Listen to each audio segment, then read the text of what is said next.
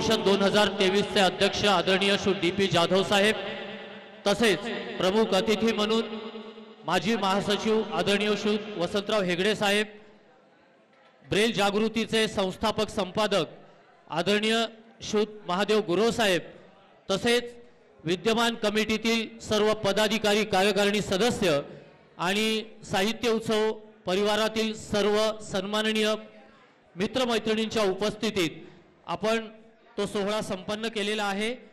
माझी विनंती आहे की आपल्या कार्यक्रमाच्या वीर सावरकर सभागृहात सर्वांनी स्थानापन्न व्हायचंय। आपण अगदी काही क्षणात उद्घाटन सोहळा सुरू करीत आहोत। माझं बोलणं संपलेलं नसल्यामुळे कृपया टाळ्या वाजवू नका, कारण आता कुठे मी बोलायला सुरुवात केलेली आहे आणि ती संध्याकाळपर्यंत संपणार नाही। त्यामुळे आपण सर्वांनी कृपया स्थानापन्न व्हायचंय। महाराष्ट्राच्या कानाकोपऱ्यातून आलेल्या माझ्या मित्रमैत्रिणींनो, आपण सर्वांनी नाश्ता केला आहे असं मी गृहीत धरतो आणि आपल्या सगळ्यांना विनंती करतो की आपण सभागृहातील खुर्च्यांवरती स्थानापन्न व्हायचंय। आपण काही क्षणात कार्यक्रमाला सुरुवात करीत आहोत। आदरणीय श्री डी.पी. जाधव साहेब, आदरणीय श्री वसंतराव हेगडे साहेब, आदरणीय श्री गुरव साहेब, आदरणीय श्री हिरामण टिळे साहेब, आदरणीय श्री चौरे सर, श्री मुन्ने सर, पुणे विभागीय शाखेचे अध्यक्ष आदरणीय श्री गायकवाड सर, तसेच साहित्य उत्सव परिवाराचे सगळे प्रशासक, मी सगळ्यांना विनंती करतो की त्यांनी व्यासपीठाकडे यायचंय। आपण उद्घाटन सोहळा सुरू करीत आहोत। आदरणीय श्री जाधव साहेब, अध्यक्ष उत्सव परिषद 2023, आदरणीय जाधव साहेब, आदरणीय दिनेश महाजन सर, हरिभक्त परायण अभय नलगेजी, आपण आले असाल तर प्लीज माझ्याशी संपर्क साधा स्टेज जवळ। सिद्धू बिराजदार, राष्ट्रीय दृष्टीन संघ महाराष्ट्राचे उपाध्यक्ष आणि या कार्यक्रमाचे व्यवस्थापक सिद्धू बिराजदार यांनी स्टेजवर यायचंय। आदरणीय व्यासपीठ, उत्सव परिषद 2023 साठी महाराष्ट्राच्या कानाकोपऱ्यातून आलेल्या माझ्या तमाम मित्रमैत्रिणींनो, साहित्यिक, कलावंत आणि रसिक प्रेमी सर्वच उपस्थित आहोत। आपण उत्सव परिषद 2023 हा प्रयोग अनोखा आहे, हे अगदी मी सुरुवातीला अभिमानाने सांगतो। याला कारण असं, अनेकांनी साहित्य संमेलन ऐकलेलं असतं, पाहिलेलं असतं, संगीत संमेलन ऐकलेलं असतं, पाहिलेलं असतं, अनुभवलेलं असतं, परंतु साहित्य आणि संगीताचा एकत्रित मेळ जिथे घातला जातो तिथे उत्सव परिषदेचा जन्म होतो। आणि मानवी आयुष्य हे खरं तर कशासाठी आहे हा प्रश्न जेव्हा उपस्थित होतो तेव्हा माझ्यासारख्या कलावंताला नेहमी वाटतं की मानवी आयुष्य हे सेलिब्रेट करण्यासाठी असतं, मिळालेला जन्म रडण्यासाठी नव्हे तर साजरा करण्यासाठी असतो, सेलिब्रेट करण्यासाठी असतो। आणि म्हणून उत्सव परिषद महत्त्वाची आहे। उत्सव परिषदेसाठी ज्यांनी रजिस्ट्रेशन केलं त्या सगळ्यांना त्यांच्या आयुष्याचा सार कळलेला आहे, त्यांना ते आयुष्य सेलिब्रेट करायचंय। म्हणून माणसं इतका त्रास सहन करून, इतक्या उष्णतेत सुद्धा प्रवास करून इथपर्यंत पोहोचलेली आहेत। या सगळ्यांचं मी साहित्य उत्सव परिवार आणि राष्ट्रीय दृष्टीहीन संघ महाराष्ट्र या दोन्ही प्लॅटफॉर्मच्या वतीनं सहर्ष स्वागत करतो। आणि उत्सव परिषदेचं अध्यक्षस्थान जे भूषवणार आहेत आदरणीय डी.पी. जाधव साहेब यांच्या अध्यक्षतेखाली आपण हा समारंभ सुरू करणार आहोत। तत्पूर्वी आदरणीय अध्यक्ष महोदय आणि सगळ्या उपस्थित मान्यवरांना मी विनंती करतो की त्यांनी प्रतिमा पूजन आणि दीप प्रज्वलन करायचं आहे।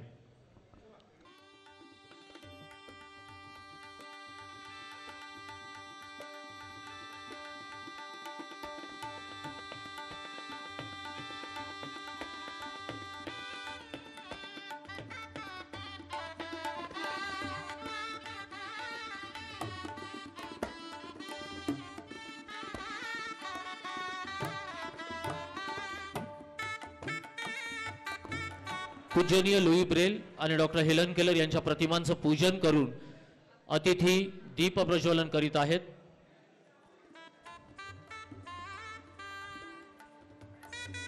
प्रज्वलित होणारी प्रत्येक ज्योत तुमच्या आमच्या आयुष्यात कलेचा आणि साहित्याचा प्रकाश निर्माण करो, त्यातून ज्ञान आणि मनोरंजनाचा प्रकाश निर्माण हो, या सदिच्छा सर्वांपर्यंत पोहोचत आहेत.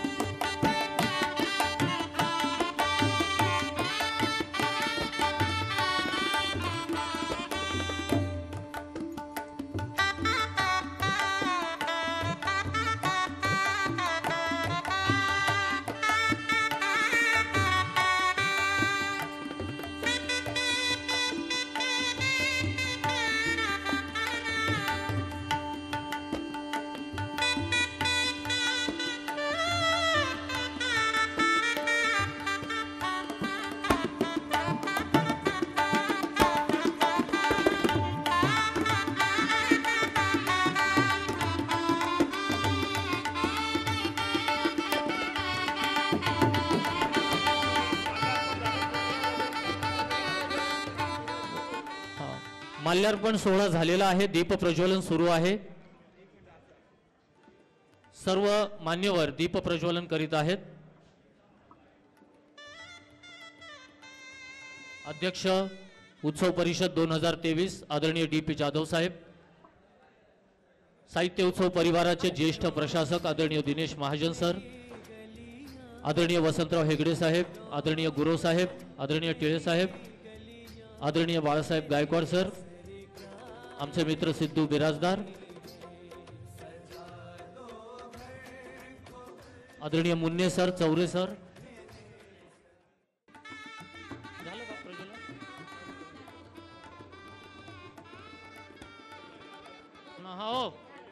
ओके ओके, आपण टाळ्यांनी प्रतिसाद देऊया.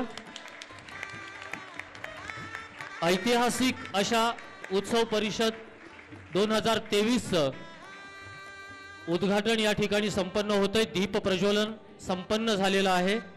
मी सर्व मान्यवरांना विनंती करतो की त्यांनी स्थानापन्न व्हायचंय.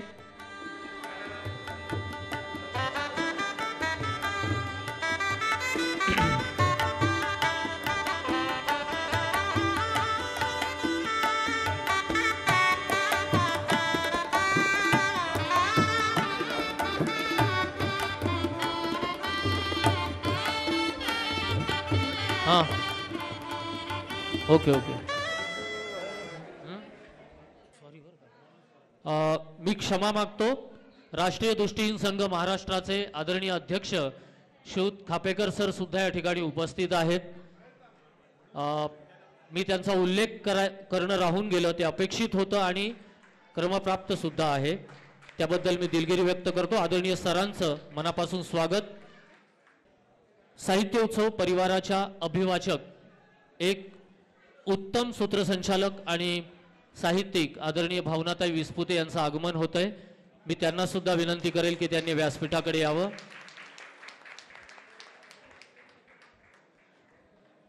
आदरणीय दिनेश महाजन सर, साहित्य उत्सव परिवाराचे ज्येष्ठ प्रशासक, यांना मी विनंती करेल की त्यांनी कार्यक्रमाचं प्रास्ताविक करावं. आदरणीय महाजन सर. नमस्कार. आदरणीय व्यासपीठ, साहित्य उत्सव परिषद आणि राष्ट्रीय दृष्टीहीन संघ महाराष्ट्र यांच्या संयुक्त विद्यमाने हा कार्यक्रम, बरोबर आहे का, या ठिकाणी संपन्न होत असताना थोडीशी शांतता राखणं गरजेचं आहे.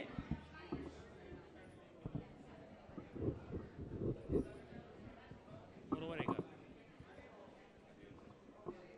हॅलो, नाही होईल ना, आवाज येतून बरोबर. हॅलो. आदरणीय व्यासपीठ, या कार्यक्रमाचे अध्यक्ष DP जाधव सर, राष्ट्रीय दृष्टीहीन संघाचे अध्यक्ष खापेकर सर, तसेच साहित्य उत्सव परिषदेचे प्रमुख प्रशासक मनोजजी, माझे सगळे सहकारी मित्र, तसेच व्यासपीठावरील काय व्यासपीठावरील सन्माननीय राष्ट्रीय दृष्टीहीन संघाचे माजी महासचिव हेगडे सर, गुरव सर आणि सर्व साहित्यप्रेमी बंधू आणि भगिनींनो, गेले 3 वर्षापासून आपण साहित्य उत्सवाच्या माध्यमातून एकमेकांशी संपर्कात आहोत. केवळ व्हॉट्सॲपच्या माध्यमातून आपण सर्वच एकमेकांना ऐकतो, अनुभवतो, विचाराची घेवाणदेवाण करतो, परंतु कधीही आपणास एकत्र येण्याची संधी लाभली नव्हती. 3रा वर्धापन दिन लक्षात घेऊन आपण हा अनोखा आपल्या सर्वांच्या भेटीचा योग घडून आणला आहे. सर्व प्रशासकांनी आपसापसात विचारविनिमय करून असं ठरवलं की कधीतरी आपण सर्वांना प्रत्यक्ष भेटलं पाहिजे, प्रत्येकाला व्यासपीठावर प्रत्यक्ष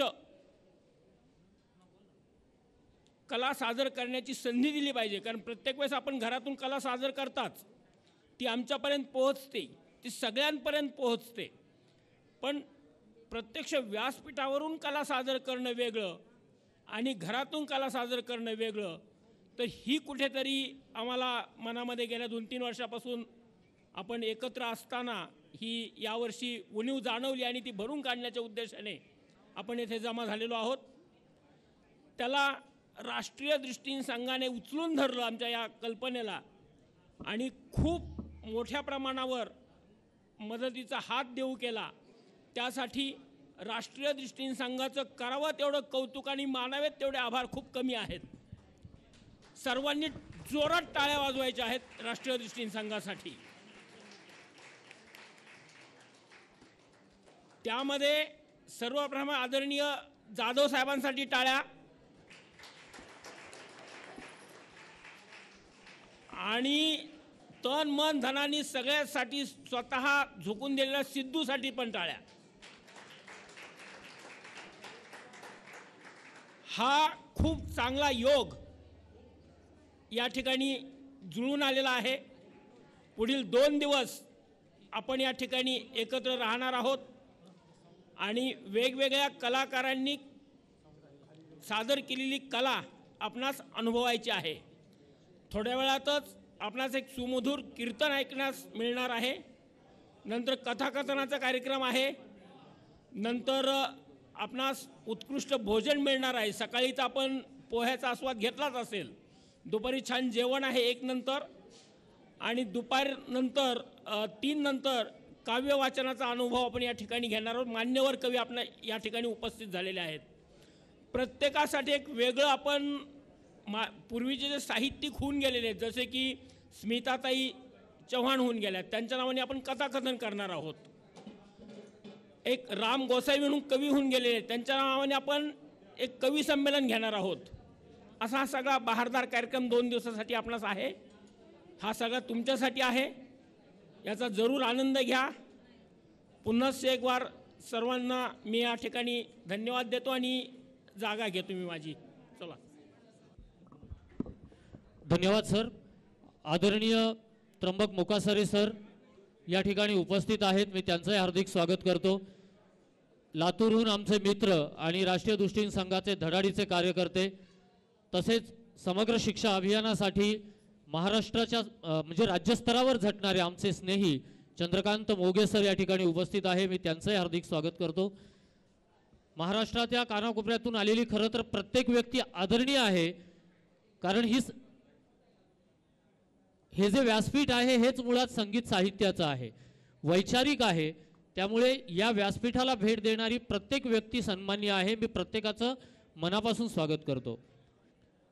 आपण खूप मोठा समारंभ जो असतो एखादा उद्घाटन किंवा समारोपाचा, तर तो समारंभ आपण उद्या करणार आहोत. आज फक्त एक औपचारिकता या दृष्टिकोनातून आपण उद्घाटन सोहळा आयोजित केलेला आहे की जेणेकरून पुढचे साहित्याचे सदर हे सुरळीत सुरू व्हावेत, वेळेत सुरू व्हावेत आणि वेळेत संपन्न व्हावेत.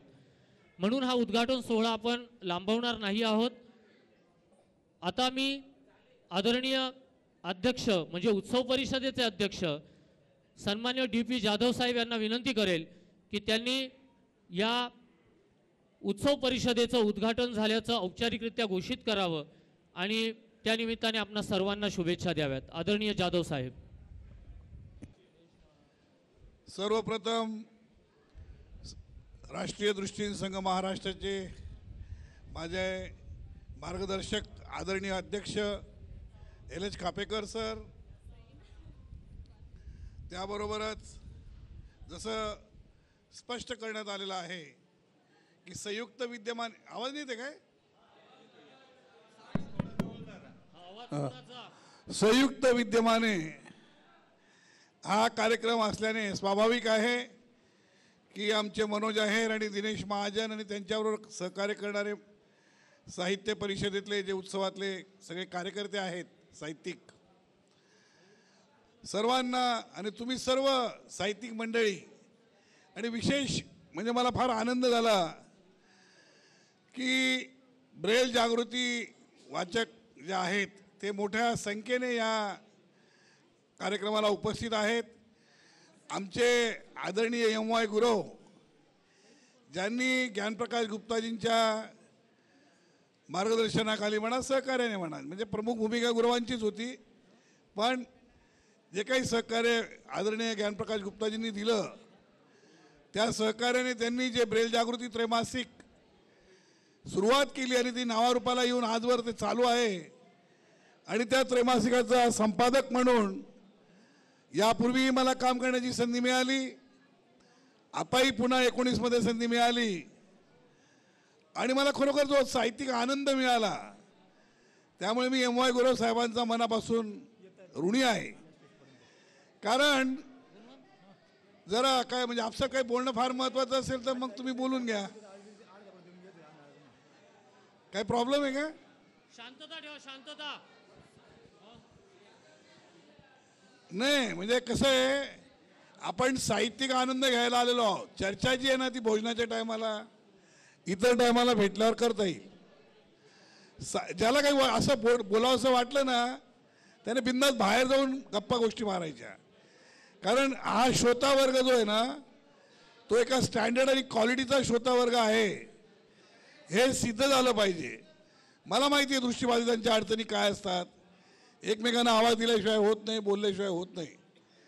पण त्याचा अर्थ असा नाही आहे, आपण जेव्हा एका उत्तम कार्यक्रमाचा दावा करतोय तेव्हा तसं आपलं उत्तम वर्तनसुद्धा किंवा अनुकरणसुद्धा असणं गरजेचं आहे.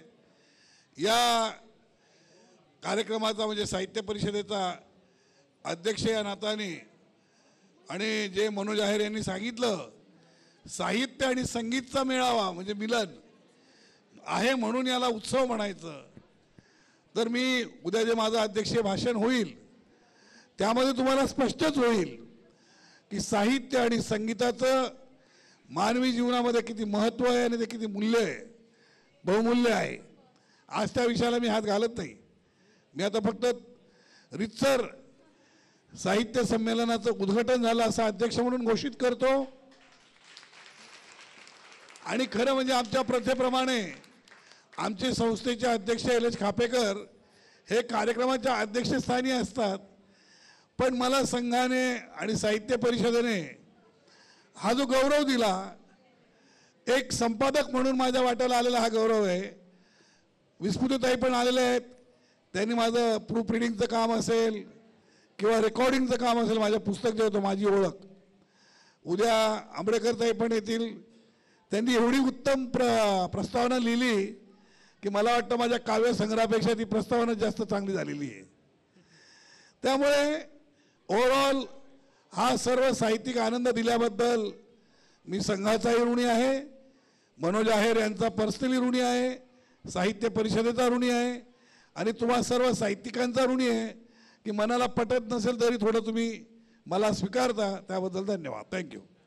शुभेच्छा तुम्हाला दिवसभरासाठी.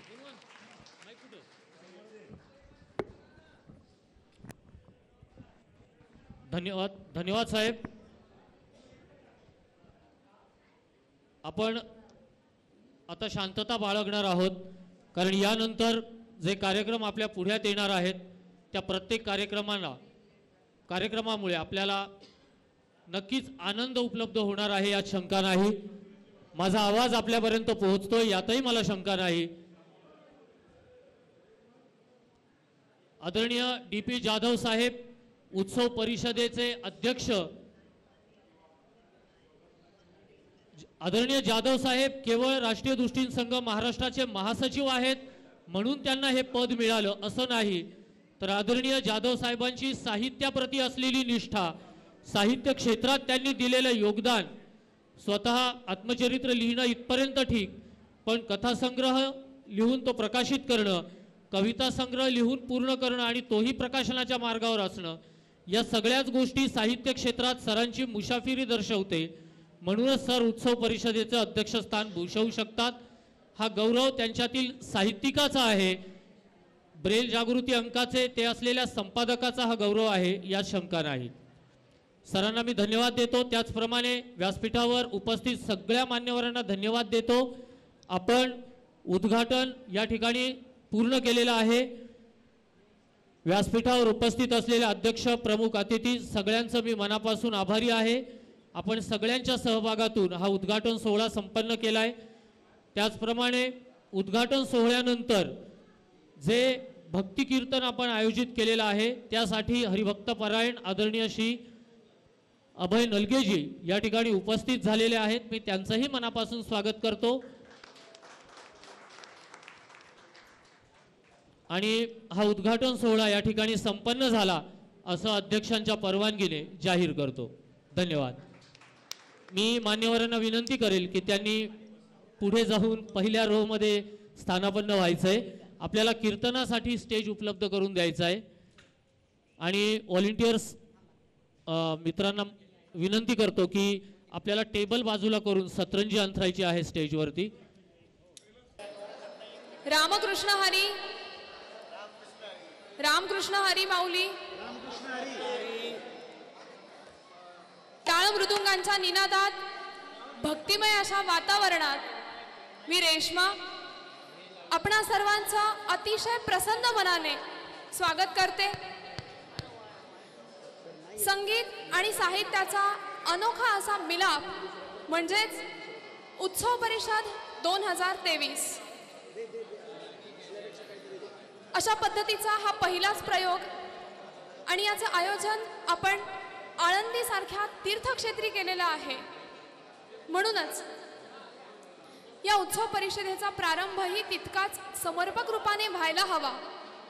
यासाठीच आपण वारकरी संप्रदायातील एक महत्त्वाचं नाव, संत साहित्याचा ज्यांचा गाढा अभ्यास आहे, लोककलांचा ज्यांचा अभ्यास आहे, असे आदरणीय हरिभक्तपरायण अभय नलगे सर यांना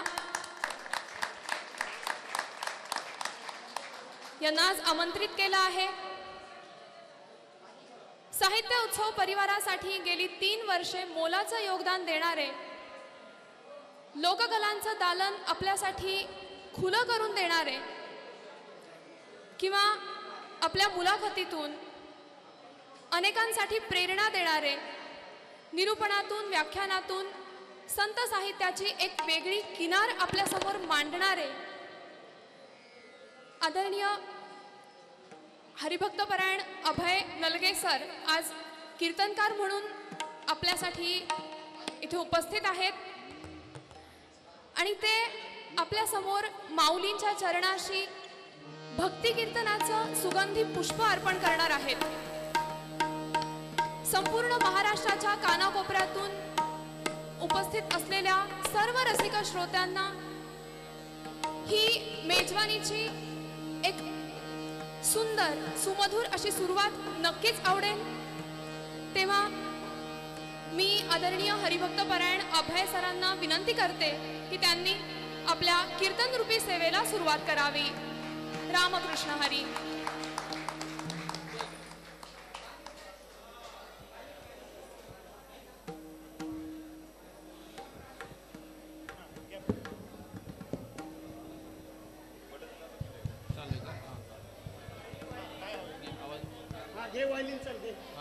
याला शार्प करा.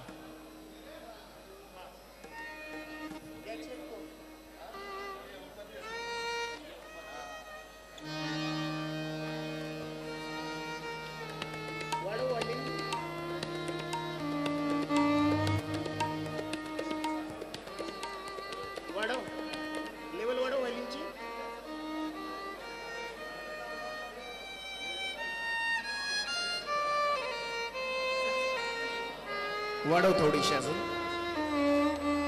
वायलिन वाढव. वायलिन बेस कमी करा. बेस कमी कर वायलिनचं.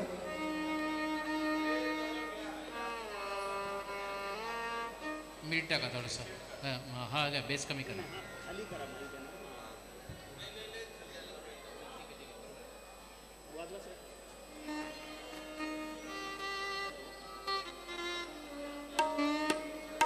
ओके.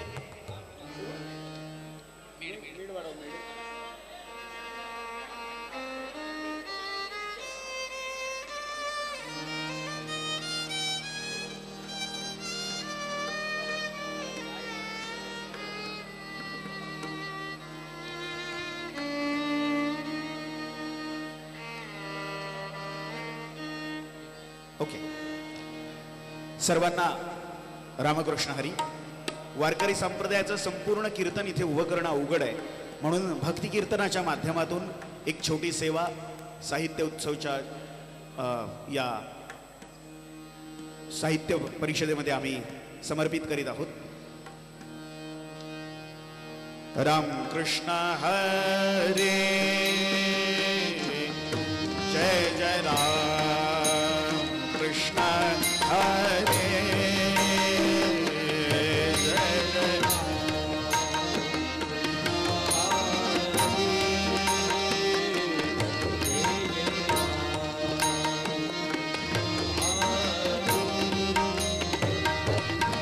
जय जय राम कृष्ण हरे हरे.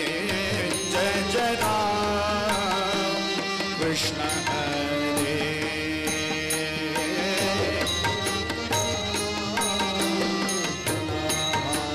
दुसरे सिंगर आहे, त्याचा आवाज वाढव.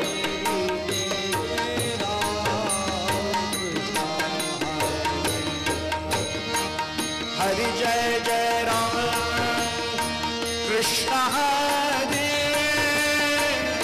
हरि जय जय राम कृष्ण हरे. हरि जय जय राम कृष्ण हरे.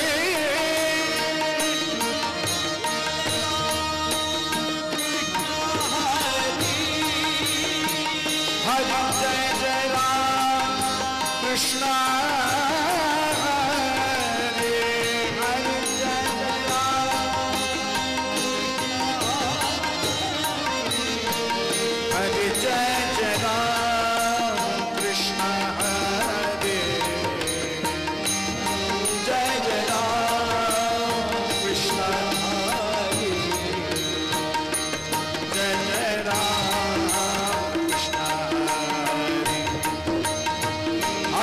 जय जय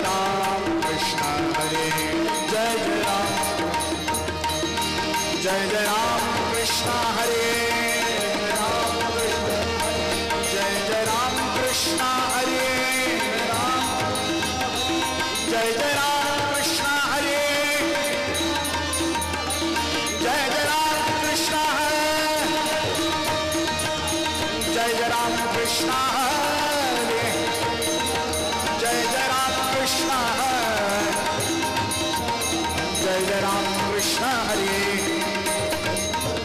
जय जय राम कृष्ण हरे, जय जय राम कृष्ण जय जय राम कृष्ण जय जय राम कृष्ण जय जय राम कृष्ण हरे, जय जय राम कृष्ण हरे, जय जय राम कृष्ण हरे, जय जय राम कृष्ण हरे, जय जय राम कृष्ण हरे, जय जय राम कृष्ण हरे, जय जय राम कृष्ण हरे, जय जय राम कृष्ण हरे, जय जय राम, जय जय राम।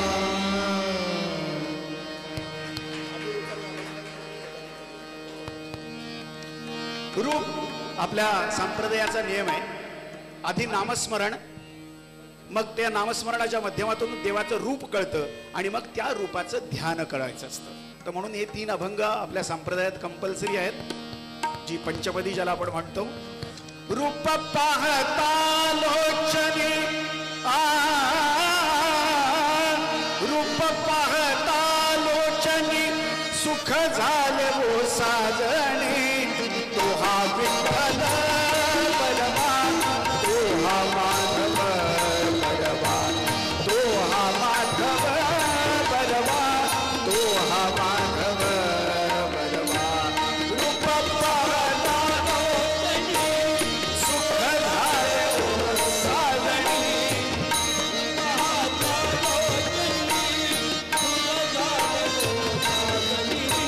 तो हा विठ्ठल बलवान, तो हा माधव बलवान, तो हा विठ्ठल बलवान.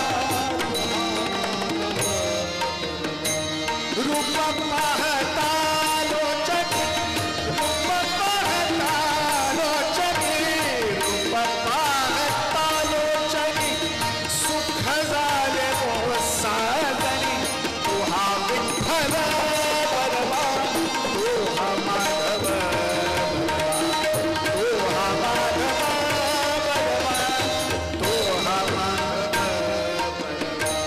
रूप पाहता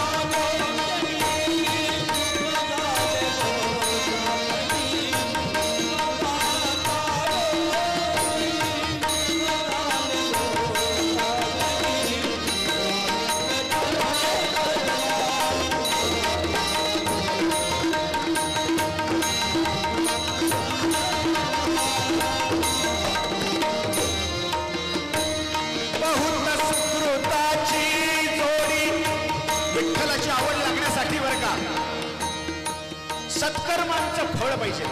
पुष्कळ सत्कर्म एकत्र आल्यानंतर पांडुरंग परमात्म्याची आवड लागते. बहुत सुकृताची जोडी, सुकृताची जोडी, बहुत सुकृताची जोडी, म्हणून विठ्ठली आवडी, तो हा विठ्ठल बलवान, तो हा माधव बलवान, तो हा माधव बलवान, तो हा माधव बलवान. बहुत सुकृताची जोडी,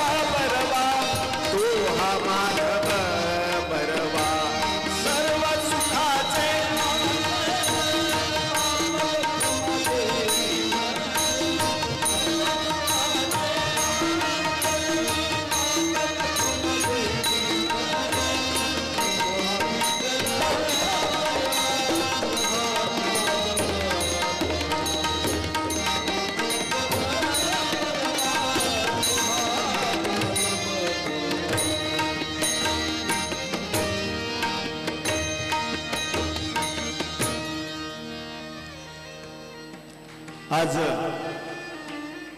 ध्यानाच्या अभंगाला थोडा दुजोरा देऊया, आपल्याकडे वेळ कमी आहे आणि म्हणून मी कीर्तनासाठी घेतलेला अभंग सांगतो. संताची ये पायी हा माझा विश्वास, संताची ये पायी हा माझा विश्वास,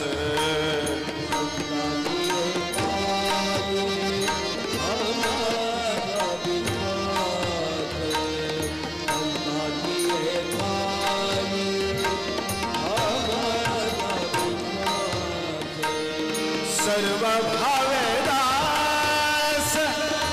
आलो त्यांचा, सर्व भावेदास झालो त्यांचा, तेची माझे गीत करीती सकळ, तेची माझे गीत करीती सकळ.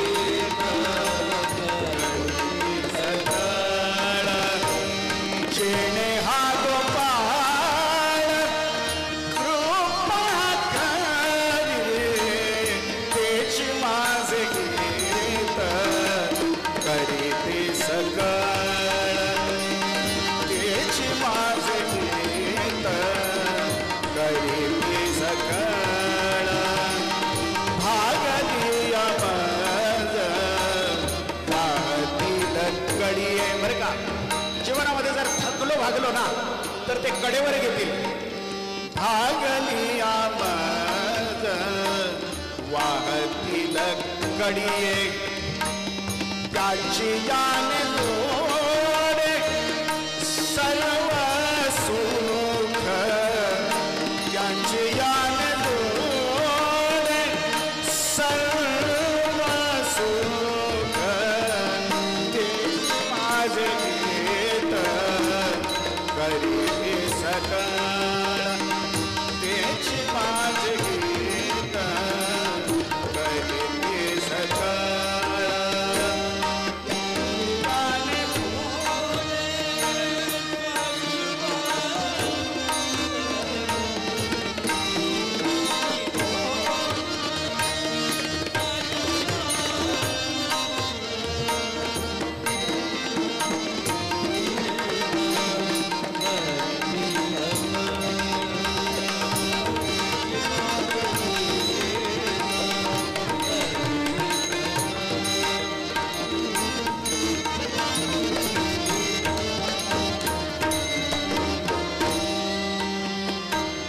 तुका म्हणे शेष सेविना आवडी, तुका म्हणे शेष सेविना आवडी, वचन मोडी बोली दे, तेची माझे गीत करीते सकळ,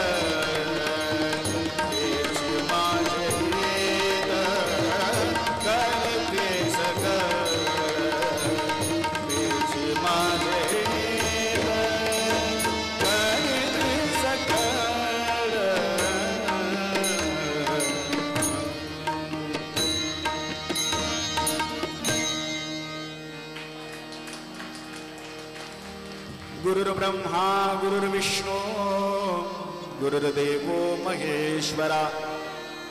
सर्वांना एक विनंती आहे, खूप कमी वेळात आम्ही आपली सेवा सादर करणार आहोत. बाळा एकोबंद कर पूर्ण, आणि प्रार्थना आहे तुमच्या चरणी की आपण शांततेने आमची सेवा आपल्या चरणी रुजू करून घ्यावी.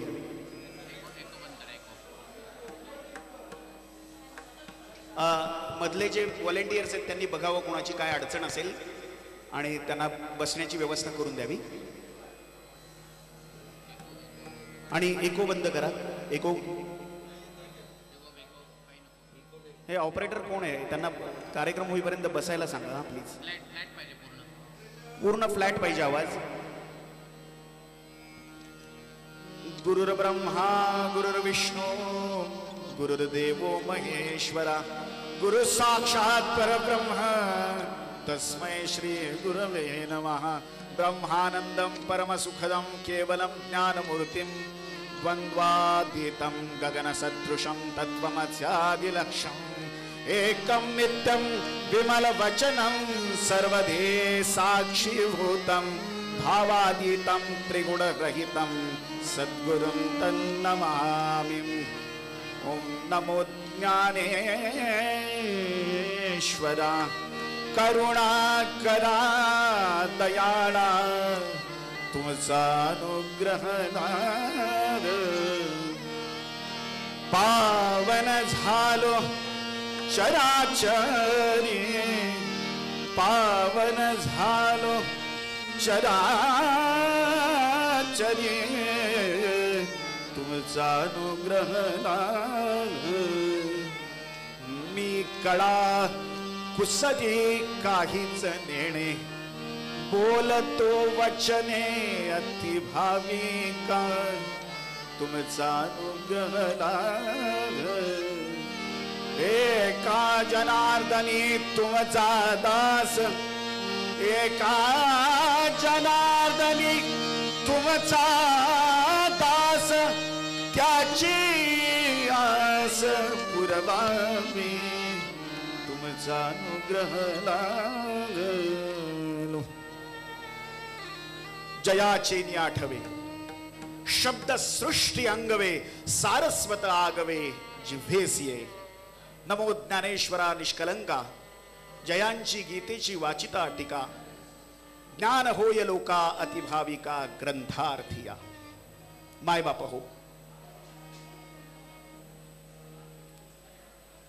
ज्यांच्या आद्य उद्गारातून या महाराष्ट्राच्या सारस्वताचा पाया घातला गेला ते कैवल्य साम्राज्य चक्रवर्ती संत श्रेष्ठ ज्ञानेश्वर माऊली आणि ज्यांच्या आर्त उद्गारातून या मराठी सारस्वताच्या मराठी भाषेवरती कळस चढविला गेला ते जगद्गुरु तुकोबारायांच्या चरणी विनम्र वंदन करून आजच्या या कीर्तन रूपी सेवेला सुरुवात करतो.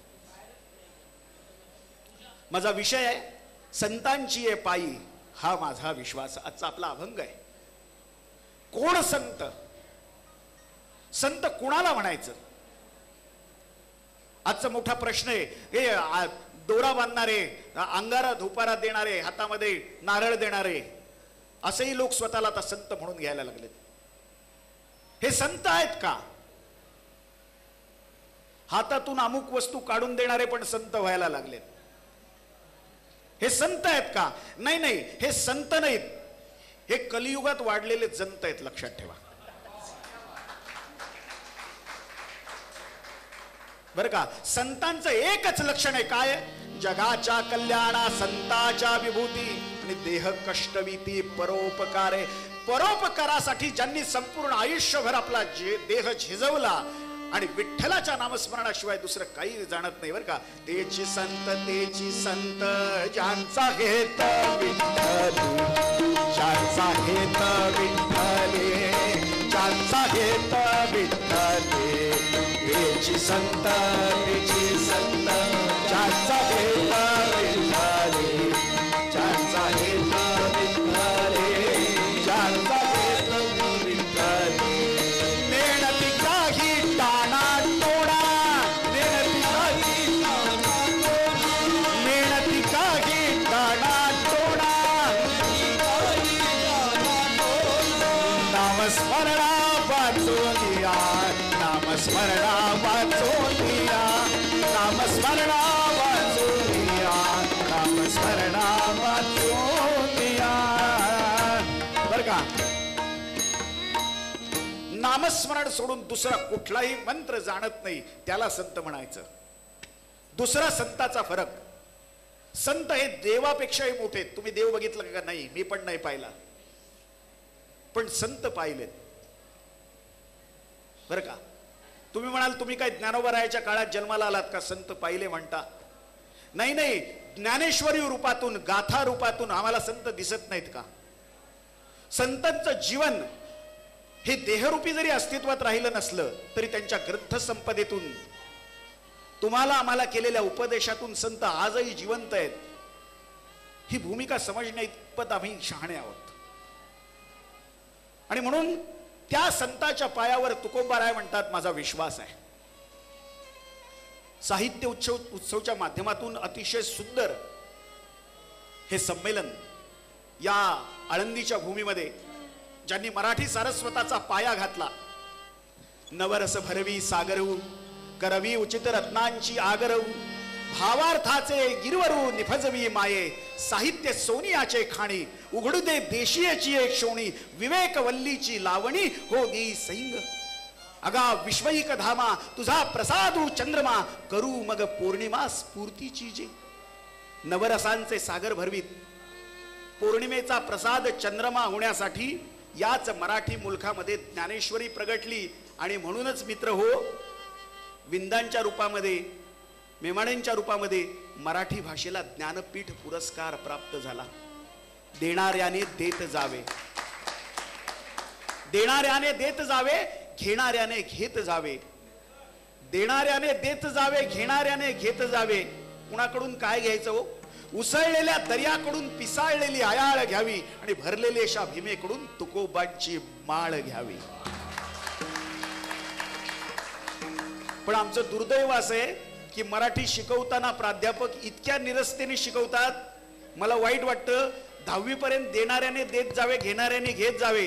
देता देता देणाऱ्याचे हात घ्यावे म्हणजे त्यांनी परत कधीच कुणाला काही देऊ नये.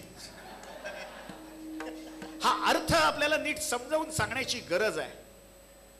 साहित्य उत्सवचं आणि तुमचं माझं नातं हे एखाद्या माय लेकरासारखं आहे. ज्ञानेश्वर महाराज पुन्हा एकदा संतांचाच विरोध, मला संतांचा संदर्भ घ्यावा लागतो की हे आपलं नातं कसं आहे. ज्ञानोबाराय म्हणतात वत्स ध्यालयाली तरी धेनू न वचावी दुरी अनन्य प्रीतीची परी तैसीच आहे. काय म्हणाले? दिवसभर वासरू गोठ्यामध्ये बांधलंय आणि गाय रानामध्ये चरायला गेली आहे. साहित्याचं आणि तुमचं माझं नातं कसं असायला पाहिजे? गाय रानामध्ये चरायला गेली आहे आणि त्या गायीला पाना फुटलाय. संध्याकाळ कधी होते आणि कधी मी एकदा वासराला जाऊन दूध पाजते असं त्या गायीला झालंय. इकडे वासरू दूध पिण्यासाठी आतुर झालंय. कधी एकदा गाय येते आणि मला दूध पाजते असं झालंय.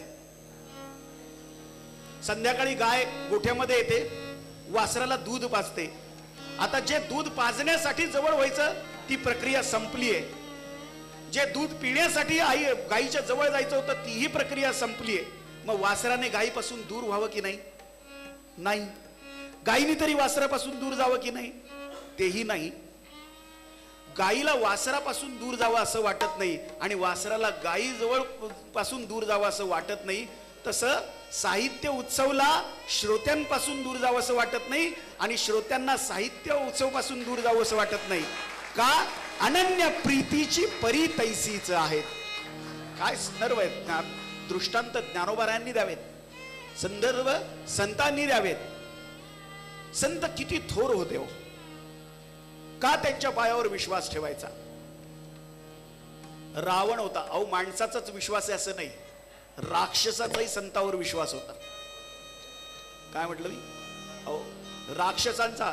हो, नारदानं सांगितलं होतं बाबा रे, तुला जर खरी भक्ती करायची असेल आणि लवकर देवाच्या जवळ जायचं असेल तर देवाशी भक्ती नको करू, त्याच्यासोबत भांडण कर.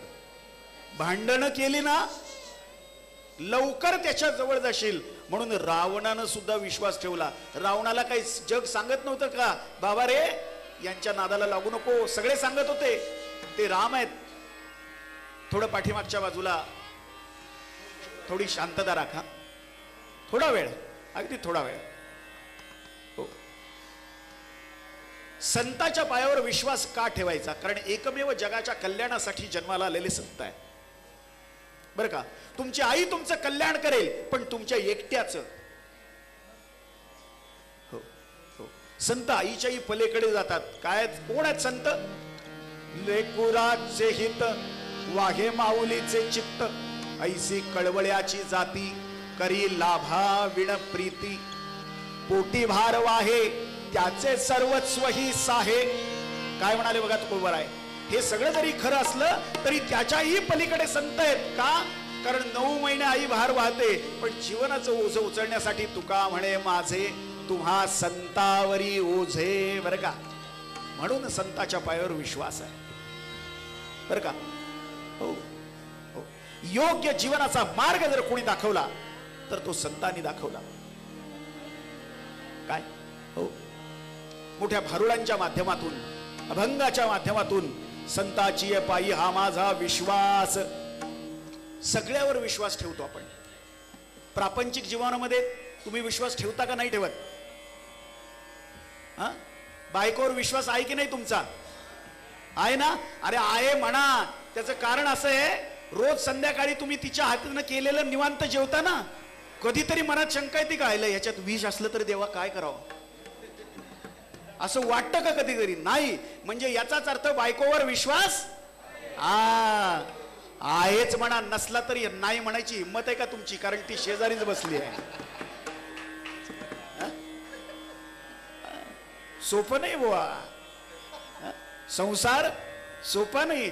प्रत्येकाला असं वाटतं संसारात बायको नीटच करीन. तू गप रे, तुझे वडील पण असंच म्हणत होते. बरं का? सोपं नाही. प्रापंचिक जीवनामध्ये विश्वास ठेवावाच लागतो, पण तो कुणावर ठेवायचा याच्यावर फार महत्वाचं आहे. तुकोबाराय म्हणाले माझा देवावर एक वेळ नसेल पण संतावर आहे. कारण देवाकडे पोहोचवणारे संत आहेत, ते जर मध्ये नसतील तर देवाकडे पोहोचणं अवघड आहे. का? कारण देव जर कोर्ट असेल तर संत वकील आहेत. वकिलाचं बोट धरल्याशिवाय कायद्यानं कोर्टाकडे जाता येत नाही. म्हणून संताचं बोट धरल्याशिवाय पंढरीची वाट धरता येत नाही. हा त्यातला सिद्धांत आहे, लक्षात ठेवा. म्हणून तुकोबाराय म्हणतात संताची ये पायी हा माझा विश्वास आणि सर्व भावे दास झालो त्यांचा. फार महत्वाचा विषय. जन्माला आल्या आल्या पहिले 1-2-3 वर्ष तुमचं सगळे जण दास्यत्व करतात. मग हळूहळू आई सांगते बाबा रे पाहुणे आलेत त्यांना पाणी दे. मग वडील सांगतात बाबा रे अमुक काम कर तमुक काम. शाळेत आल्यावर शिक्षकाचा दास, गुरुचा दास.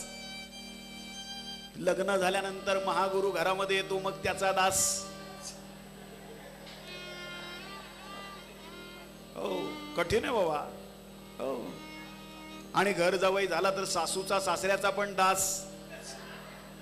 हो ते पण सोपं नाही. दूर जवाई फूल बराबर, गाव जवाई आधा, आणि घर जवाई गधे बराबर, जब चाहे तब लागा.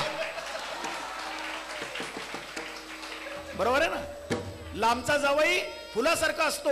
हो या या या या जावई बापू काय करू तुम्हाला? शिरा करू का, पुरी करू का, चहा करू का, कॉफी करू का, कोका आणू का, कोला आणू का, लांडगा. भलं मोठं स्वागत. गावातला जावई असला तर त्याचा अर्ध या आले का जेवणाच्या टायमालाच आले, या ताट वाढून आणि जेवण झाल्यावर ताट उचलून मोरीत ठेवा, कारण तुम्ही इथंच राहता पलीकडे आळंदीत. आणि घर जावई असला तर बापू काय आज नळाला पाणी येणार नाही, मग उचला तो हांडान जा तिकडे हापशाला, आणि येताना गिरणीतनं ड्राणाचा डबा घेऊन याला. मेलं ते घर जावई झालं. म्हणून घर जावई आणि गाव जावई व्हायचं. आणि आता कुणी असेल तर आता सोडायचं, नाही तर सगळी भांडणं माझ्याकडे आणाल. बर का? म्हणजे दास्यत्व आपल्याला चुकत नाही, दास व्हावंच लागतं. पण हे दास्यत्व प्रपंचाचं आहे. याच्यातलं कुणी आपल्या सोबत येणार आहे का? मरणाच्या वेळेला कोण सोबत आहे? कोणी नाही. बर का? संसार दुःख मूळ चोहीकडे इंगळ, विश्रांती नाही कोठे. नाही का? कुठेच विश्रांती नाही. प्रत्येक दिवस आपला प्रपंचासाठी आहे, पण शेवट. म्हणून तुकोबाराय म्हणाले बाबा हो प्रपंच करा. हे बघा, आणि अजून एक गोष्ट, जगात तुम्हाला मोठे मोठे गुरु भेटतील, ते सांगतील संसार सोडून द्या, बायका मुलं सोडून द्या आणि भक्ती करा. वारकरी संप्रदाय असं कधीही सांगत नाही. संप्रदायामध्ये तुम्ही प्रपंच साधून जर परमार्थ केला तरच तुमचा परमार्थ शिगेला म्हणजे पणाला लागतो. हे संप्रदायाचं महाब्रीद आहे, लक्षात ठेवा. म्हणून या वारकरी संप्रदायामध्ये तुम्ही या आळंदीमध्ये जे संमेलन भरवलं, मी आमचे मनोज आहेर आणि राष्ट्रीय दृष्टीहीन संघ महाराष्ट्र यांना खरोखर धन्यवाद देतो की साहित्याचे पूरच्या पूर वाहत असतील, पण साहित्याचा महाउगम ज्या स्थानी होतो ते हे आळंदी हे गाव आहे आणि पुण्यभूमी टहाव आहे. त्या ठिकाणी तुम्ही साहित्याचा हा अतिशय सुंदर मनोरा उभारलाय आणि त्यामध्ये सगळेजण साहित्याच्या या आनंदाच्या डोहामध्ये आनंदाचे तरंग निर्माण करण्यासाठी आज सगळे साहित्यिक आणि साहित्यप्रेमी आले. मी आळंदीच्या या भूमीमध्ये, ज्ञानोबरायांच्या भूमीमध्ये तुमच्या चरणी नतमस्तक होऊन तुमचं स्वागत करतो. आपला विषय दास. बर, समजा आयुष्यभर तुम्ही एखाद्याचे दास राहिलेत, कधीतरी त्या मालकाला वाटेल का की वयाची 75 वर्ष होईपर्यंत हा माझ्याकडे कामाला राहिला, आता असं करूया की माझी 5-25 वर्ष जगायची राहिली, ती पण 100 मिळाली तर. आता 100 सुद्धा राहिलेलं. सत्ययुगामध्ये माणसाला 1,00,000 वर्षाचा आयुष्य होतं. त्रेताल युग आलं, 1 शून्य कमी झालं. किती राहिले? अरे 1,00,000 मधून 1 शून्य.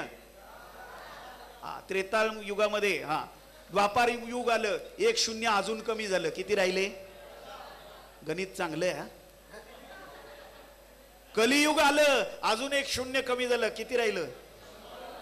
आणि आता 100 सुद्धा राहिलेलं. अहो 70-80 वर्ष जगलं म्हणजे म्हातारं लई जगलं म्हणते. अहो काही 40 उचकी देते की जाते. अहो आता चांगले होते, गेले.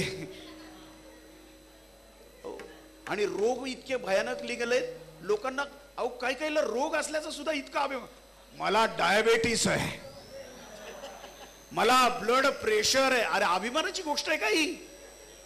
मला 2 हार्टचे अटॅक येऊन गेलेत भाऊ, आता 3ऱ्याची वाट बघतो काय. रोगाचा अभिमान असावा का? नाही नाही नाही.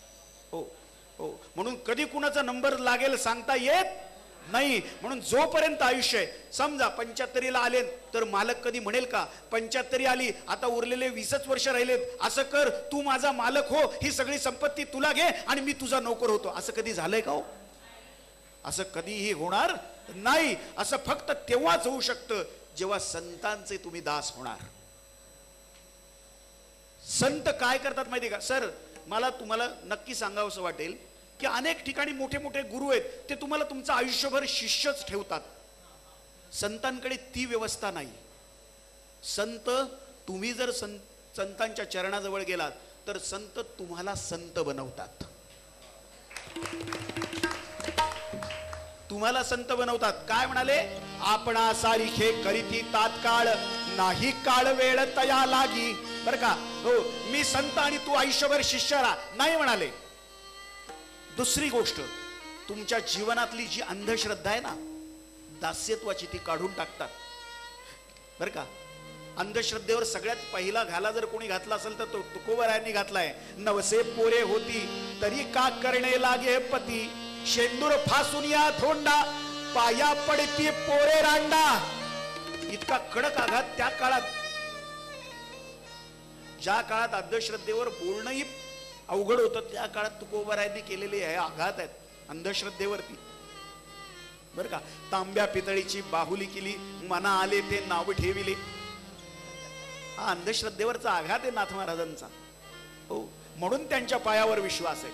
सर्व भावेदास झालो त्यांचा. आणि ते अशा प्रकारचं हित करणार आहेत की ज्या हिताच्या माध्यमातून स्वतः भगवंत माझ्यावर कृपा करणार आहे. बर का? तुकोबारायांचं संपूर्ण जीवन जर आपण पाहिलं तर तुकोबाराय हे सामान्य कुटुंबातून, वाणी समाजातून जीवनाचा व्यवहार करता करता पांडुरंगाच्या नादाला लागले. भजन एवढं केलं की घराचा आणि प्रपंचाचा विसर पडू लागला. एक दिवस घराचं दिवाळं निघालं. तुकोबाराय म्हणाले, बरे झाले देवा निघाले दिवाळे, बरे या दुष्काळे पीडा केली, म्हणून तरी मी तुझ्या नादाला लागलो देवा.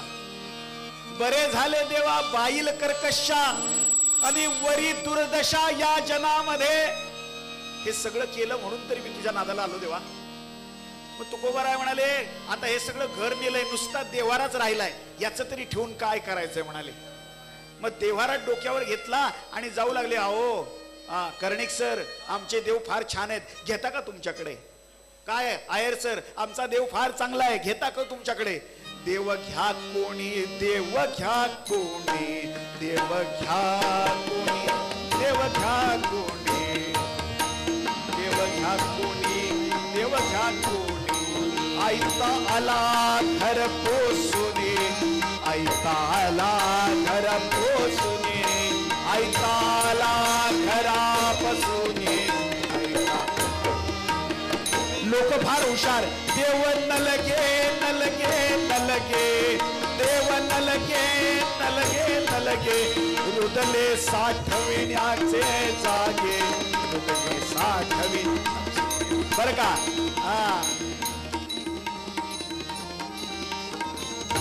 काय म्हणाले? अहो इथं मुंबईत 2-2 कोटीला फ्लॅट चाललाय, आम्हालाच राहायला जागा नाही, देव कुठं ठेवायचा म्हटले. मग तुकोबारायांनी ठरवलं की जे जगाला नकोस आहे ना तेच मी आपलंसं करून घेतो, म्हणजे माझ्याकडून ते कुणी हिरावून घेणार नाही. आणि मग तुकोबारायांनी सांगितलं मी भजन करू लागलो, भजन करू लागलो परमात्म्याचं. भंडारा डोंगरावर गेलो, खूप भजन केलं. आधी सगळी तीर्थ पाहिली, रामेश्वर काशी तीर्थ, सगळ्या तीर्थाला गेलो, मला देव नाही भेटला. तुकोबाराय म्हणाले मला फक्त देवाच्या नावाचा खोटा बाजार भेटला. बरं का?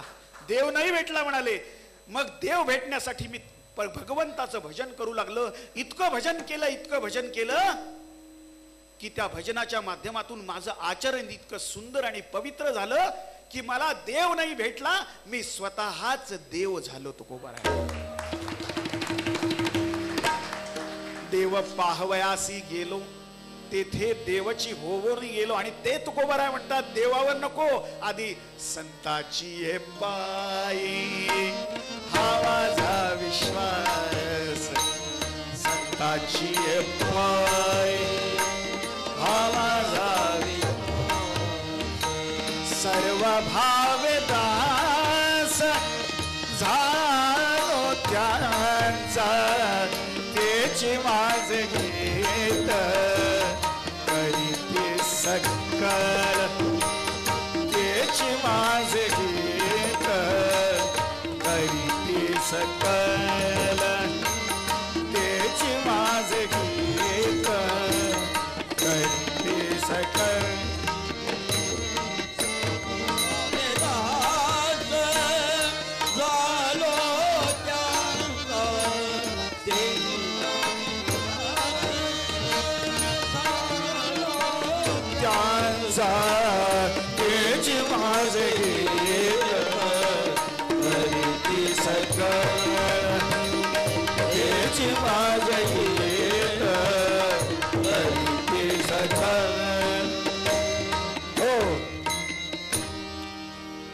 मग संताच्या पायावर विश्वास का ठेवायचा? मोठा प्रश्न आहे. एक गाव होतं, खेडेगाव.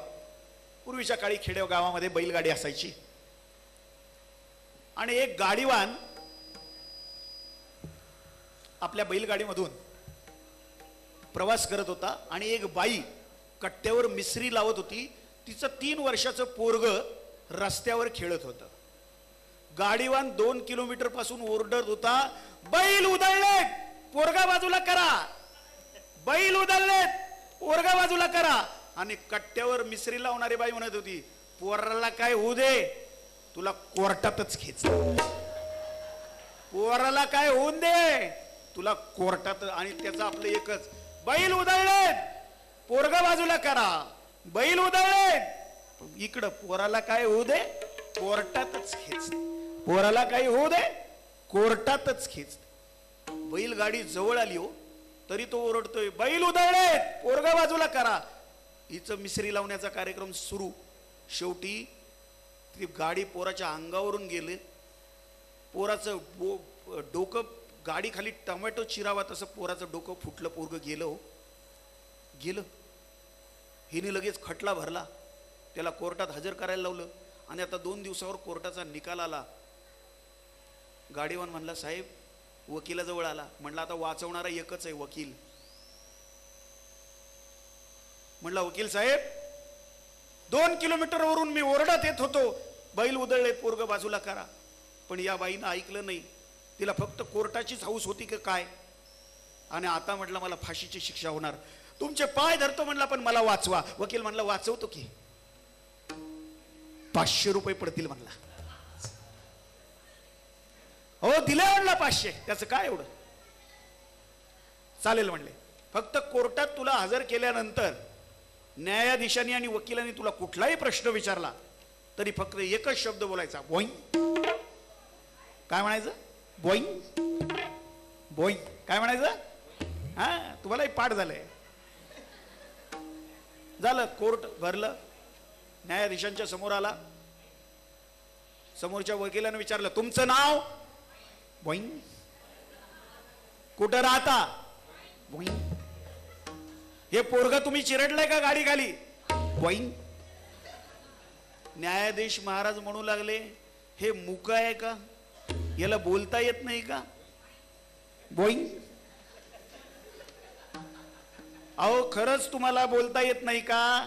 बोईंग.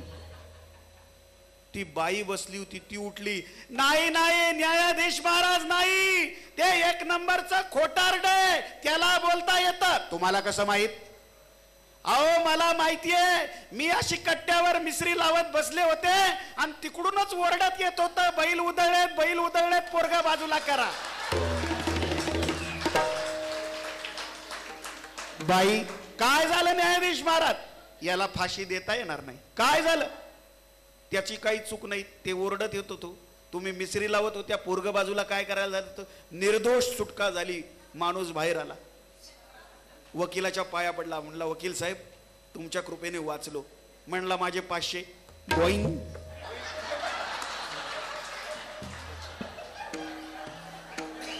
चला दृष्टांत झाला, सिद्धांताकडे जाऊया. सिद्धांत हा आहे की एका सामान्य वकिलाचं बोट धरून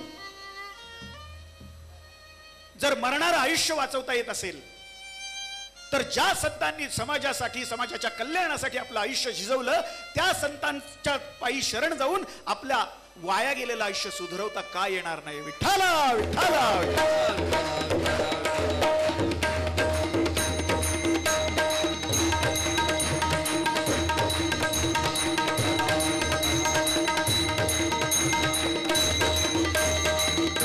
विठ्ठला विठ्ठला विठ्ठला विठ्ठला विठ्ठला. हो, ज्या पांडुरंगासाठी या संतांना आपण शरण जातोय त्या पांडुरंगाचं एकदा भजन करूया. ज्याला ज्याला देवाने तोंड दिलंय आणि ज्याला ज्याला हा घालायचं नाही, आताच घालायचं. ज्याला ज्याला देवाने तोंड दिलंय, ज्याला ज्याला हात दिलेत त्यांनी टाळी वाजवायची. आणि ज्याला ज्याला खात्री आपण माणूसच आहोत त्यांनी सगळ्यांनी मिळून भजन. हे बघा, तुम्हाला देव मान्य असो किंवा नसो, देवाचं भजन हे देव मान्य होण्यासाठी करू नका, समतेच्या प्रवाहात वाहण्यासाठी करा. जय जय विठोबा रखुमा, जय जय विठोबा रखुमा. बुक्का ना बुक्का लावायला. रखुमा जय जय विठोबा रखुमा, जय जय विठोबा रखुमा ये. जय बोला बोला माय बाप. जय जय विठोबा रखुमा ये. जय जय विठोबा रखुमा ये. जय जय विठोबा रखुमा, जय विठोबा,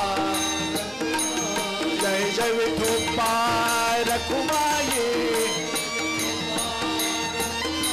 जय जय विठोबा रखुमा ये. जय जय विठोबा रखुमा. जय जय विठोबा रखुमा. जय जय विठोबा रखुमा.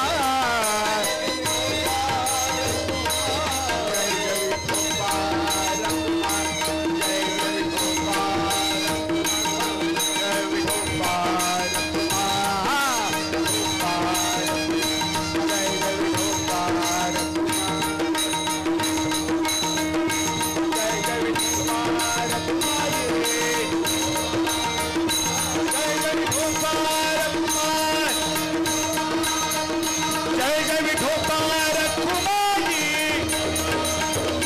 जय जय विठोबा रखुमाई, जय जय विठोबा रखुमाई, विठोबा जय जय विठोबा रखुमाई, विठोबा विठोबा विठोबा विठोबा विठोबा विठोबा विठोबा विठोबा विठोबा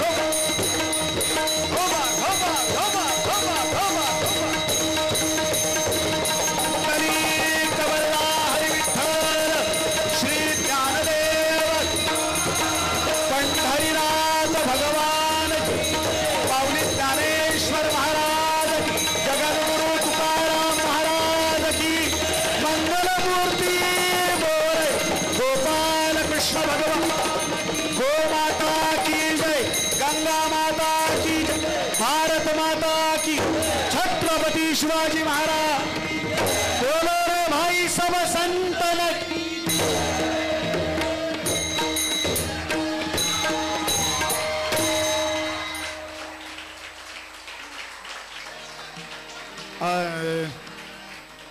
सर्व भावे दास झालो त्यांचा, भागलिया मज वाहतील कळीये, आणि त्यांची आने जोडे सर्व सुख. झालं, एक 10 मिनिटात आपण कीर्तन संपवणार आहोत. महत्वाचा मुद्दा, तुमच्या प्रापंचिक जीवनामध्ये संसार सुखाचा वाटतो की दुःखाचा वाटतो, मोठा प्रश्न आहे. पुष्कळांनी सांगितलंय संसारात सुख नाही, संसार सागर आहे आणि सागरामध्ये सुई सापडणार नाही, तसंच संसारामध्ये सुख सापडणार नाही. मला एक सांगा, दिवसभर थकून कामावरून संध्याकाळी घरी येता, बायकोनी चहाची कप्पशी आणून दिल्यानंतर संसारात सुख वाटतं की नाही? हा, पण आता याच्यातही एक मुद्दा आहे, बायको चहा आणून देते का आपण बायकोला चहा नेऊन द्यावा लागतो?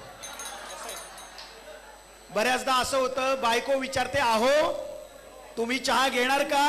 हो, अर्धा कप घेईल. ठीक आहे, मग त्याच्यातच माझाही अर्धा कप ठेवा. बर का? सदेह तुकोबाराय वैकुंठाला गेले असं वारकरी संप्रदायामध्ये प्रमाण आहे. कर्णिक साहेब, आमच्या पुण्याची माणसं फार हुशार आहेत. प्रत्येकाला वैकुंठ मिळावं म्हणून त्यांनी स्मशानाचंच नाव वैकुंठ ठेवलंय. म्हणून आमच्या पुण्यामध्ये वैकुंठाला गेलेला माणूस संध्याकाळी जेवायला घरी येतो. बर का? जगद्गुरु तुकोबाराय म्हणतात की या प्रापंचिक जीवनामध्ये कधी कधी पारमार्थिक जीवन करत असताना, साधत असताना पुष्कळ अडचणी येतात. भजन करताना मन संसारात लागत नाही. तुमच्यापैकी निम्म्या लोकांना घरून निघताना असं वाटलं असेल, कुलूप लावलं का नाही लावलं, गॅस बंद केला होता का, ते बसतय कीर्तनाला आणि झटके घरच्या कुलपाला. ही एकाग्रता राहण्यासाठी संतांनी आम्हाला सांगितलं की जर तुम्ही परमार्थ करत असताना तुम्हाला अडचणी आल्या आणि असं वाटलं नको ही वाट, तर अशा वेळेस संत तुम्हाला कडेवर घेतात. म्हणजे काय करतात, या ग्रंथांच्या आधाराच्या माध्यमातून तुमचं पारमार्थिक जीवन आणि प्रापंचिक जीवन सावरतात. प्रपंचातलं दुःख निवारण करण्यासाठी परमार्थ सांगितलं संतांनी. म्हणून प्रपंच सोडून द्या, फक्त परमार्थ करा असं नाही सांगितलं, बरं का? पण एक आहे, जिथं काहीच पुरं पडत नाही त्याला म्हणायचं प्रपंच, आणि जिथे काहीच कमी पडत नाही त्याला म्हणायचं परमार्थ. म्हणून मला साहित्य उत्सवचं खूप कौतुक वाटतं. मला मोठा आनंद या गोष्टीचा होतो की तुम्ही सगळी थोर साहित्यिक मंडळी आहात, कवी आहात, प्राध्यापक आहात, विद्वान आहात. आणि मी एखादा शाळीग्रामाचं गाठोडं घेऊन रत्नपारखी यांच्या गावी आलोय आणि तुम्ही सगळे रत्नपारखी बसलेत आणि घाबरत घाबरत मी माझ्या शाळीग्रामाचं गाठोडं उघडावं, तुम्हाला एक एक रत्न दाखव, कारण तुम्ही सगळे रत्नपारखी आहात. ज्ञानेश्वर महाराजांच्या भाषेत सांगायचं झालं तर बालक बापाची ये ताटीरी घे, ते बापासीही जेवू लागे, परिसंतोषेनी वेगे मुखची उडवी. एक लहान मुलं आपल्या ताटामध्ये, वडिलांच्या ताटात जेवायला बसलंय. फार सुंदर दृष्टांत. ज्ञानेश्वरी आणि गाथा हे असे ग्रंथ आहेत की जगातल्या सगळ्या भाषेतल्या सगळ्या साहित्यातले सगळे दृष्टांत तुम्हाला एकट्या ज्ञानेश्वरीत मिळतील, माझ्या मराठी भाषेत मिळतील. हा मराठीचा अभिमान आहे.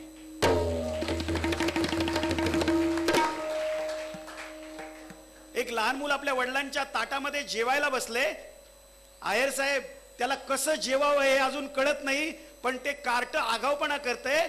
बापानी आपल्याला घास भरवायच्या ऐवजी आपणच घास उचलतोय आणि बापाला भरवायला निघतंय. असा दृष्टांत आपण आपल्या सामान्य जीवनात पाहतो. पण बाप असं म्हणतो का हो की अरे बाळा तू केवढा मी केवढा, लागला मला घास भरवायला, अरे मी काय काय खाऊन पचवलंय, अरे मी असं एकही खातं सोडलेलं नाही, अरे मी असं एकही टेबल सोडलेलं नाही, अरे टेबलाच्या वरून पण टेबलाच्या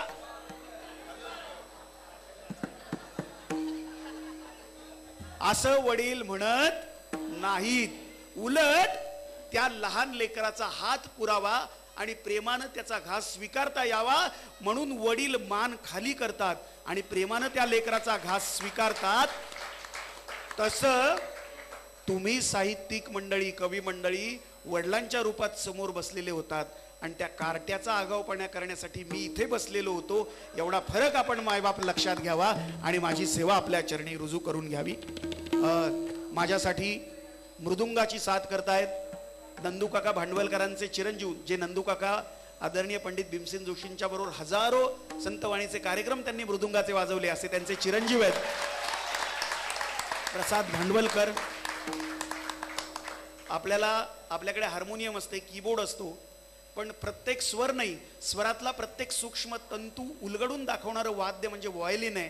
त्या व्हायोलिनची साथ करतायत आदरणीय संजय उपाध्ये सर.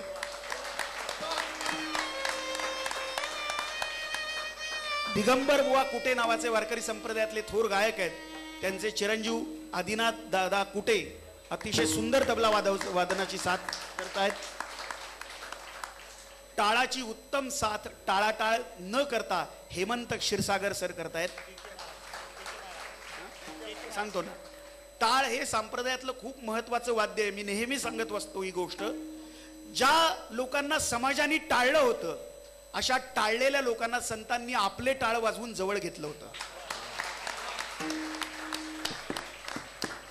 सहगायनाची साथ अतिशय सुंदर गायनाचार्य आदरणीय के सर क्षीरसागर नाशिकवरून आलेत. आपण जोरदार टाळ्यांनी त्यांचं स्वागत करूयात. आणि हार्मोनियम मी स्वतःच वाजवून साथ करीत आहे. मी सर्व साहित्यिकांच्या चरणी विनम्र वंदन करतो आणि के सरांना विनंती करतो की संतांची आहे पायी सगळ्यात महत्वाची गोष्ट. तुका म्हणे शेष सेवी ना आवडीने. चोखोबा महाराज आहेत, पुष्कळ महाराज म्हणतात. मला आमच्या कांचन बाई आहेत ऑफिसमधल्या, त्या एकदा विचारल्या की अभयजी चोखोबा अस्पृश्य होते का? मी त्यांना म्हटलं चोखोबा अस्पृश्य असतील कदाचित, कारण दुसऱ्या कुणाची लायकी नसेल चोखोबाला जाऊन स्पर्श करायची, नाही का? भक्तीचा अधिकार एवढा मोठा होता म्हणून कुठल्या संताला तुम्ही असं पुष्कळ मला म्हणतात की तुम्ही ज्ञानोबा तुकोबांचं नाव घेता, मग बाकीच्या मधल्या संतांचं नाव का घेत नाही? तर माझ्या बाबा महाराजांनी मला सांगितलं की बाबा रे 52 पत्त्याचा कॅट असतो, खालच्याला नाही वरच्याला बोट लावलं की मधला गठ्ठा आपोआपच उचलला जातो, त्याला वेगळं उचलायची गरज पडत नाही. तसं ज्ञानेश्वर पाया आणि तुकोबा कळस मधलं मंदिर आपोआपच येते, त्याचं वेगळं नाव घ्यायची गरज पडत नाही. म्हणून पुष्कळांना मला सांगायचंय. आणि अजून एक लोकांची शंका आहे की संत विश्व जर परमेश्वर सर्वव्यापी आहे, जर संत म्हणतात तर संतापाच्या पायावर विश्वास ठेवायचा आहे, सर्वव्यापी देव आहे, मग पंढरपूरला जायची काय गरज आहे? फार छान प्रश्न आहे. तर त्यांना माझी प्रार्थना आहे, बाबा रे, एक लहान मूल आपल्या आईच्या मांडीवर खेळतंय, पायाच्या नखापासून केसापर्यंत त्या पोरासाठी ती बाई आईच आहे, नख शिकांत त्याच्यासाठी ती आईच आहे. म्हणून पाठ चाटली तर पोट भरत नाही, स्तनपान केलं तरच दूध मिळतं, लक्षात ठेवा. तसं परमेश्वर सर्वव्यापी आहे, पण पंढरपूर हा प्रेमाचा पाना फुटलेलं त्याचं निवासस्थान आहे. तिथं गेल्यानंतर वारकऱ्याला सुख मिळतं. म्हणून आनंद तेथीचा मुकयाशी वाचा, बहिरे ऐकती काने रे, आंधळ्याशी डोळे, पांगुळ्याशी पाय, तुका म्हणे वृद्ध होती तरणे रे. एक जण म्हणला खरंच का आंधळ्याला डोळे येतात, खरंच का पांगळ्याला पाय येतात. बाबा रे, पांगळ्याने जीवनाची सुंदर वाटचाल करावं. जो मनानं पांगळा आहे ना त्याचं मन चालायला लागतं. ज्याची ज्ञानदृष्टी आंधळी आहे त्याला ज्ञानाची दृष्टी येते, म्हणून वारीत चालावं लागतं. म्हणून संताच्या पायावर विश्वास ठेवा. बोलण्यासारखं पुष्कळ आहे, वेळेची मर्यादा आहे. तुम्ही संत माय बाप कृपावंत, एवढा करा उपकार, सांगा देवा नमस्कार. तुमच्या दर्शनाने खरोखर मी धन्य झालो. धन्य आजी दिन संत दर्शनाचा, अनंत जन्मीचा क्षीण गेला. मज वाटे त्यासी आलिंगन द्यावे, कदा न सोडावे चरण त्यांचे. साहित्याचे तुम्ही प्रेमी आहात. तुमच्या चरणी एकच प्रार्थना, एकच दृष्टांत सांगून माझ्या कीर्तनाला पूर्णविराम देतो. भैरवीने आपले के सर सांगता करतील संतांची पायी घेऊन. एक फार सुंदर छोटीशी गोष्ट आहे. एक शेतकरी आणि एक प्राध्यापक दोघेही जंगलामधून चालले होते. दोघेही जंगलातून चाललेले असताना प्रवास करता करता दोघांनाही तहान लागली. तहान लागल्यानंतर दोघेही पाण्याच्या शोधात फिरू लागले. शेतकऱ्याला पाणी दिसलं, तो पळत पळत पाण्याच्या डोहाकडे गेला. पाण्याच्या वरती प्रचंड पालापाचोळा जमला होता. तो हलक्या हाताने त्याने बाजूला केला आणि ओंजळीत पाणी घेतलं. पाणी प्यायला त्याची तहान भागली, तो तृप्त झाला. प्राध्यापक आला. पुणे असतील तर क्षमा करा, तुमच्या गावचं नाही आमच्या गावचं सांगतोय. प्राध्यापक आले, डोक्याला हात लावला, एक नजर पाण्यावर फिरवली, एक दगड घेतला आणि त्या डबक्यामध्ये टाकला. जसा दगड पाण्यात टाकला तसा पाण्याच्या तळाशी असलेला सगळा गाळ वरती आला. आणि शेतकऱ्याला प्राध्यापक म्हणू लागले, अरे अरे अरे अरे अरे अरे कसलं गचाळ आणि घाणेरडं पाणी पेलास, आता रोग होणार, तू आजारी पडणार, डायरिया होणार. शेतकरी म्हणाला, थांबा प्राध्यापक साहेब, मी फक्त माझी तहान भागवली, तुम्ही मात्र या पाण्याचा तळ बघायला गेलात आणि पाण्याचा नितळपणा हरवून बसला. मित्र हो, संत साहित्य आणि लोकसाहित्यात अनेक माणसं काम करतायत, अनेक साहित्यिक लिहितायत. तुमच्या सर्व साहित्यिकांच्या चरणी माझी एकच प्रार्थना आहे की तुमच्या प्रतिभेच्या शक्तीच्या माध्यमातून तुम्ही नवसाहित्याची निर्मिती जरूर करा, नवसाहित्याचा तळ जरूर शोधा, पण पूर्वीच्या साहित्यिकांच्या शोधाचा नितळपणा मात्र हरवू देऊ नका, एवढीच तुमच्या चरणी प्रार्थना आहे. मला या ठिकाणी सेवेची संधी दिली त्याबद्दल साहित्य उत्सव परिवार आणि राष्ट्रीय दुर्शियन संघ आणि तुम्हा सर्व रसिक मायबाप, तुम्ही महेशाची या मूर्ती, मी दुबळा अर्चित असे भक्ती, तुम श्रोत्यानितकं मोठे पण कुणालाच नाही देत ज्ञानेश्वर महाराज. तुम्ही श्रोते सर्व मायबाप, तुमच्या चरणी विनम्र वंदन करतो. आणि ध्वनी व्यवस्थापनाची चा जो कार्यभार आहे तो आमचे प्रमोद पांढरे आणि योगेश आणि ती सर्व मंडळी यांनी सांभाळला. मी सर्व साहित्यप्रेमींच्या चरणी वंदन करतो.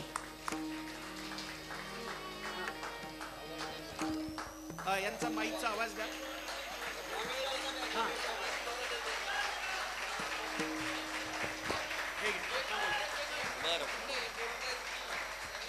एक मिनिट, एक मिनिट.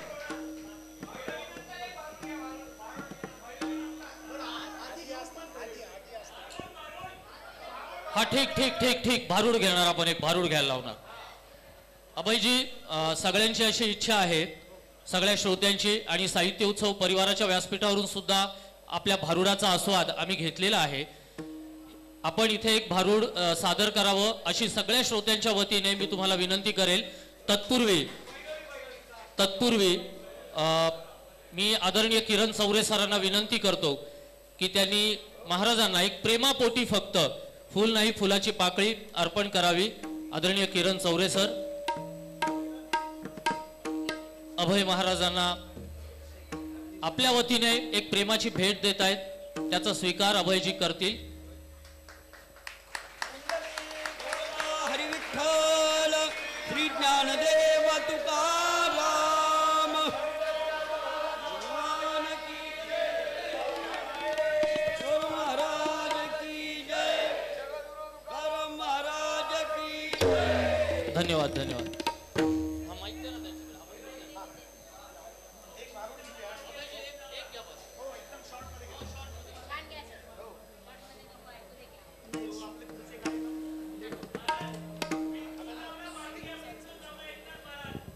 वेंचू चावला घेऊया.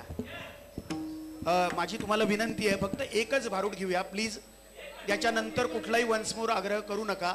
आपले बाकीचे कलावंत साहित्यिक हे लोक थांबलेले आहेत, त्यांचे पुढचे कार्यक्रमही आपल्याला पाहायचे आहेत, मलाही पाहायचे आहेत, ऐकायचे आहेत.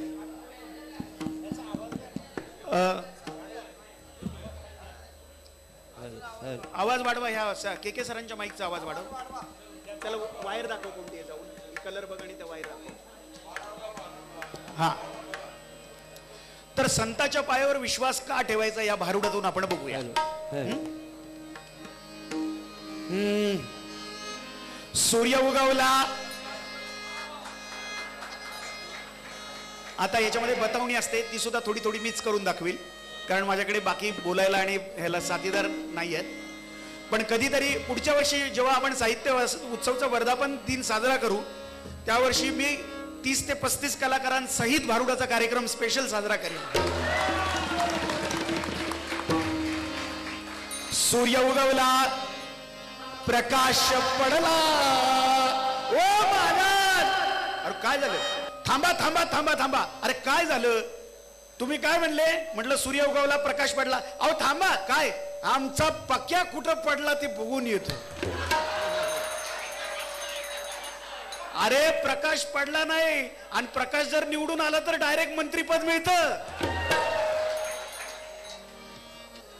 सूर्य उगवला, प्रकाश पडला, आणि आडवा डोंगर, आणि आडवा डोंगर तयाला माझा नमस्कार. आडवा डोंगर तयाला माझा नमस्कार. आडवा डोंगर तयाला माझा नमस्कार. आडवा डोंगर तयाला.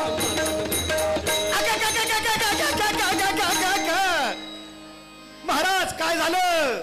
अग ग ग ग ग काय मी करू, कुणाला सांगू? अगाई मला विंचू चावला. अरे देवा मला विंचू चावला. मला अरे देवा मला विंचू चावला. अरे विंचू चावला, विंचू चावला, विंचू चावला. हो हो महाराज, हो काय झालं? अहो विंचू चावला. एवढं बेंबीच्या देठापासून ओरडताय. तुम्हाला चावल्यावर कळेल काय? काम क्रोध विंचू चावला. चाव दे, चाव दे. अरे काय चाव दे? अरे शिळूचं करडू चावलं तर कसं होते? अरे किरडू चावलं तरी कसं होते? काम क्रोध विंचू चावला, आणि तम घाम अंगाशी आला. तुमच्यापैकी लोकल मधून फिरणारे बरेच लोक आहेत. अहो याचा घाम त्याला, त्याचा घाम याला, एवढी गर्दी. आमच्या पुण्यातला नुसता कोपर लागला तरी हे नीट बघून चाल की.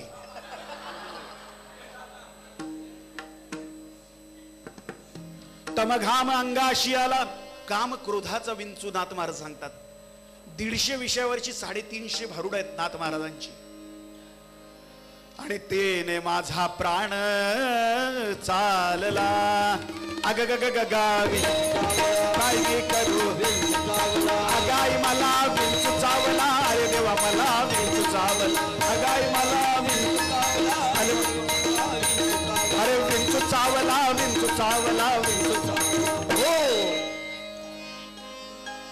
काम क्रोध विंचू चावला, तम घाम अंगाशी आला.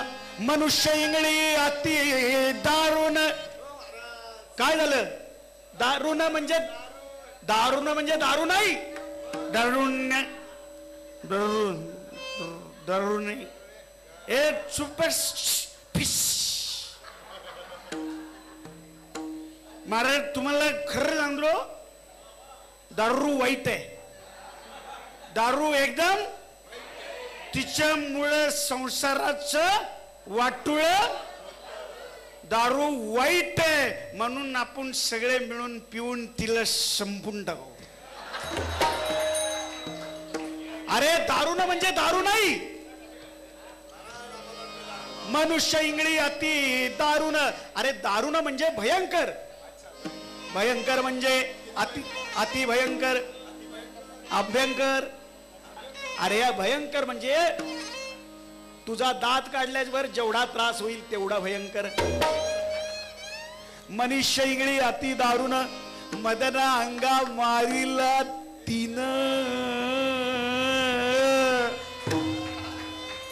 महाराज तीन तीन तीन तीन तीन खालच्या आळीच्या गंगीने अरे साहित्य संमेलनाला आबरू घालवायची कामं करतो नुसती महाराज गंगीनं नाही नाही मग रंगी देवा कुठं न्यावं का नाही यांना फार आबरूचं खोबरं करून टाकलं अरे तिनं म्हणजे त्या इंगळीनं हा म्हणजे इंगळे साहेबाच्या मोठ्या पुरीनं अरे मनुष्य इंगळी हाती दारून तिनं म्हणजे त्या इंगळीनं अरे इंगळी म्हणजे मोठा विंचू अंदाजे तुझ्या एवढा मनुष्य इंगळी हाती दारून मदनांगा मारिला तिनं आणि सर्वांगी वेदना जाणत्या इंगळी बघा काम क्रोधाचा विंचू जर चावला ना एखाद्या माणसाला जर वासनेने भरवलं ना तर त्या माणसाला जगातलं काहीच दिसत नाही वासनेच्या पलीकडे नाथ महाराज आपल्याला तेच सांगतायत की बाबा हो काय म्हणतात की मनुष्य इंगळी अति दारुण मदनांगा मारिला तिनं सर्वांगी वेदना जाण त्या इंगळीची अग ग ग ग काय मी करू कोणाला सांगू अगाई मला विंच चावला विंच चावला अगाई हो या विंचवाला उतारा थोडीशी पावशेर अरे दूध दूध म्हणलं आरोग्याला चांगलं असते या विंचावाला उतारा तमो गुण मागे सारा काय झालं अरे बघा हे काय म्हणते येड तमोगुण मागे सारा म्हणजे तंबाखूला चुना लावान मागे सारा अरे गाढवेस का आबरू घालवायची कामं करतो तमोगुण म्हणजे काय तुला तंबाखू चुना वाटला का अरे तमोगुण म्हणजे तंबाखू चुना सगळं सोडून द्या आणि गोटका खायला लागा अरे तमोगुण म्हणजे काय जो माणसाच्या ठाई अहंकार भरलेला आहे ज्ञानेश्वर महाराज म्हणतात पुष्कळदा खरं सांगू तुम्हाला अज्ञानापेक्षा ज्ञानाचाच अहंकार माणसाला जास्त होतो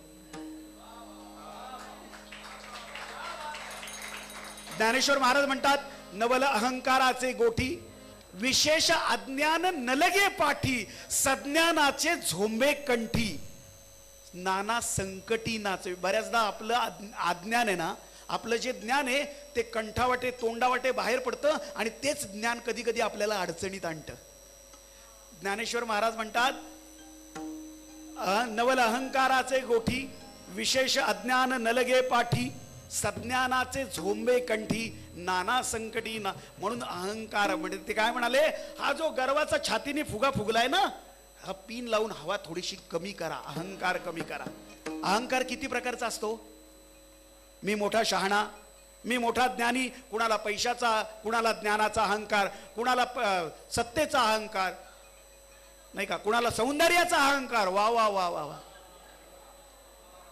कुठून आलंस एखादी सुंदरच बोलली का कुणाला पैशाचा कुणाला सौंदर्याचा कुणाला ज्ञानाचा विवेकाचा आणि मला कसलाही अहंकार नाही हा सुद्धा एक अहंकारच आहे बर का म्हणून मनुष्य इंगळी अति दारुण या विंचवाला हा उतारा तमोगुण मागे सारा सत्वगुण लावा अंगाला सत्वगुण कसा लागेलो सत्वगुण लावण्यासाठी एकच पर्याय आहे संताची पायी हा माझा विश्वास सर्व भावेदास तुम्ही संतांच्या चरणी जा बर का हो हो संत चरण रज लागता सहज आणि वासनेचे बीज जळवून जायत महाराज म्हणतात म्हणून संताच्या पायी विश्वास आहे बर का म्हणून काय म्हणाले सत्वगुण लावा अंगाला आणि विंचू इंगळी उतले धर सत्य उतारा येऊनी सत्य सत्याचा म्हणजे सातबाऱ्याचा उतारा नाही सत्य उतारा येऊनी अवघा सारीला तमोगुणी सगळा तमोगुण नाहीसा झाला सद्गुरूंची कृपा झाली माझ्यावर आणि सद्गुरूंच्या विचारानं काम क्रोध मद मोह मत्सर षडरूपू दूर गेले आणि मी यातून मुक्त झालो आणि विंचू इंगळी उतले जरा जरा पुंडलिक वरदा श्री ज्ञानदेव पंढरीनाथ भगवान की जय. मला आज राष्ट्रीय दृष्टिहीन संघ महाराष्ट्र आणि साहित्य उत्सव यांच्याबद्दल एक सांगायचं आहे. सौंदर्याचा विषय निघाला म्हणून सांगायचं. ज्ञानेश्वर महाराजांची ओवी आहे. अंगाचेनी सुंदरपणे लेणिया अंगची होय लेणे तेथ अलंकारले कवने कवना हे निर्वचेना.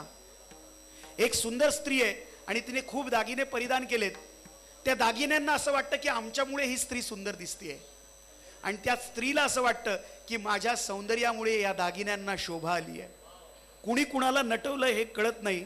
तसं साहित्य उत्सवच्या साहित्याने राष्ट्रीय दृष्टिहीन संघ नटलाय की राष्ट्रीय दृष्टिहीन संघाच्या संयोजनामुळे साहित्य उत्सव नटलंय. येथ अलंकारिले कवने कवना हे निर्वचना. तुमच्या आयोजन नियोजन संयोजन आणि व्यवस्थापनाला मी खरोखर सलाम करतो. कदाचित काही गोष्टींची कमतरता पूर्तता करणं राहिलं असेल. पुढच्या वर्षी त्याच्यात अजून सुधारणा होईल. आपला हा पहिला प्रयोग आहे. मला खात्री असे 2-3 प्रयोग होतील. त्यावेळेस महाराष्ट्रातला सगळ्यात सुंदर उत्सव हा आपलाच होईल. आपण सर्वांनी शुभेच्छा असू द्याव्यात. आणि भैरवीने कार्यक्रमाची कीर्तनाची सांगता.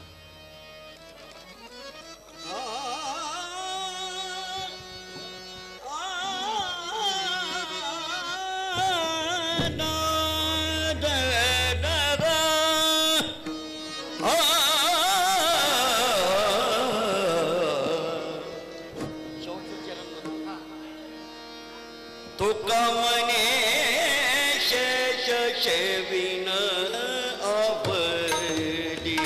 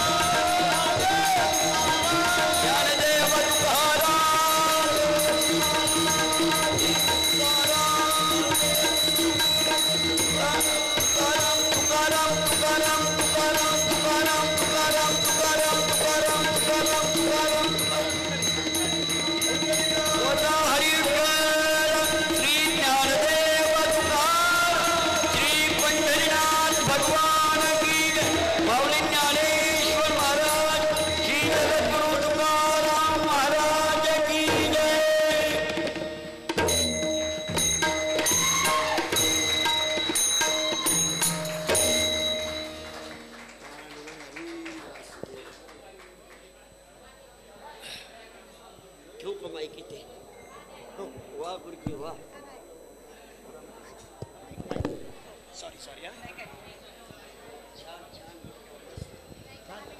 ब्रेक सांगा. धन्यवाद अभयजी. हरिभक्त परायण अभय महाराज यांनी 3 वर्षापूर्वी साहित्य उत्सवची स्थापना झाली. अगदी त्या दिवसापासून साहित्य उत्सवचे शिलेदार म्हणून, पाठीराखे म्हणून, मार्गदर्शक म्हणून आणि प्रत्यक्ष कलाकार म्हणून सुद्धा त्यांनी वेळोवेळी सहभाग नोंदवला.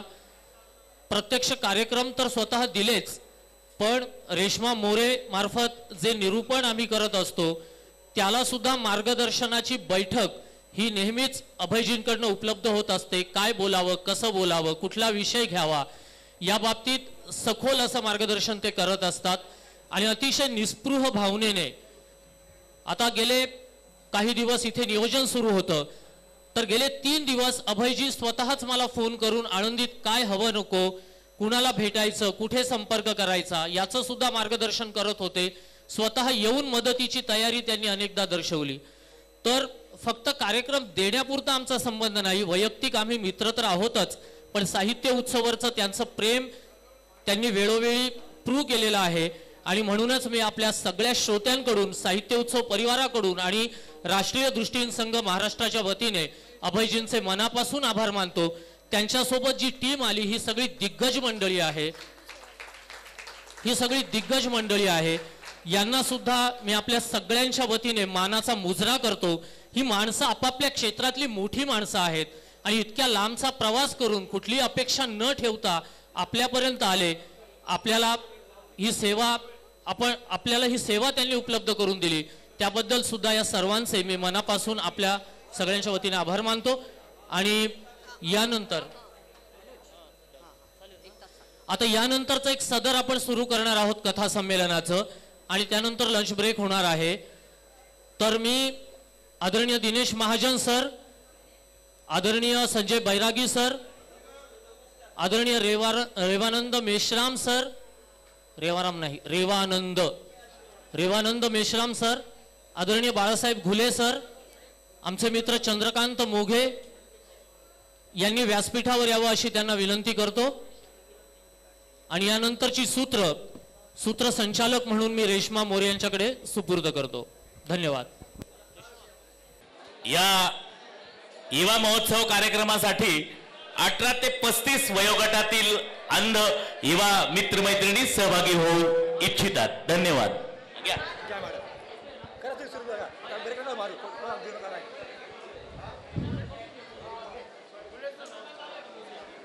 नमस्कार रसिक श्रोते हो,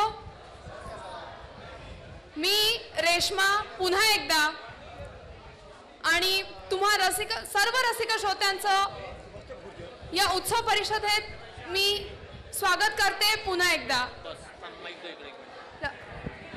सर्वांनी शांतता राखायची आहे. आपल्याला कथा संमेलन सुरू करायचंय आणि आपण जर आपसात गप्पा मारत असू तर कार्यक्रम पुढे सरकणार नाही. वेळापत्रकापेक्षा आपण भरपूर मागे आहोत, त्यामुळे आपल्याला कथा संमेलन तात्काळ सुरू करायचंय. आपल्या प्रतिसादावर कार्यक्रमांचं नियोजन अवलंबून आहे, त्यामुळे आपण आपसातल्या गप्पा थांबवल्या आहेत असं मी गृहीत धरतो. थांबल्या आहेत गप्पा? होईल, करू आपण ऍडजस्ट. ठीक आहे. आपल्या सगळ्यांची मनस्थिती लक्षात घेऊन आपण इथे लंच ब्रेक घोषित करीत आहोत. 1 तास लंच ब्रेक असेल आणि बरोबर 2 वाजता आपलं कथा संमेलन या ठिकाणी सुरू होईल आणि त्यानंतर लगेच कवी संमेलन असेल. तर आपण कुठेही बाहेर जाणार नाही आहोत, डायनिंग एरियाकडे जाणार. एक 15 मिनिटात जेवण सुरू होईल आणि 2 वाजता आपण सगळे सभागृहात परत येणार आहोत. धन्यवाद.